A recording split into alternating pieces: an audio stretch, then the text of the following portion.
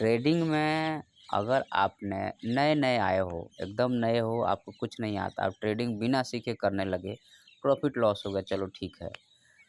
तो अगर आपने कोई गलत तरीके से ट्रेडिंग में घुस गए हो और आपको कुछ भी नहीं आता है, तो सबसे पहले वो सब चीज़ छोड़ के आज ही अभी सीखने पे फ़ोकस करो, पेपर ट्रेडिंग पे फ़ोकस करो, कैपिटल को इन्वेस्ट करो या कैपिटल को अलग कर दो।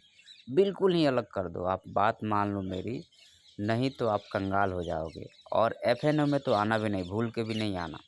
अगर एफएनओ में आ गए, तो आप बिल्कुल ही आपका पैसा चला जाएगा और 2, 4, 10 लाख इधर-उधर से और चला जाएगा, कुछ नहीं होगा। बात मानो मेरी, बिल्कुल नहीं आओ। क्योंकि देखो, जनरली क्या होता है कि धर्म होता है और एक अधर्म होता है।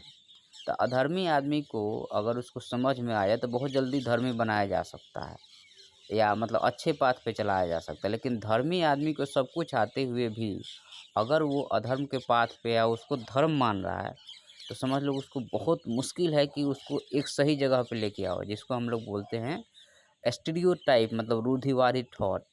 तो ये ट्रेडिंग कहीं आपको रूढ़िवादी थॉट में तो नहीं बदल रहा है, या फिर आप गलत तरीके से मतलब आप सीख भी रहे हो गलत तरीके, दुनिया भर के यूट्यूब चैनल और ये वो देख करके, और आप उल्टे सीधे मेथड सीख लिए और फिर सब अप्लाई करना शुरू कर दिए, रिपीटेशन उसी का करने लगे और आपका कभी पैसा नहीं बना।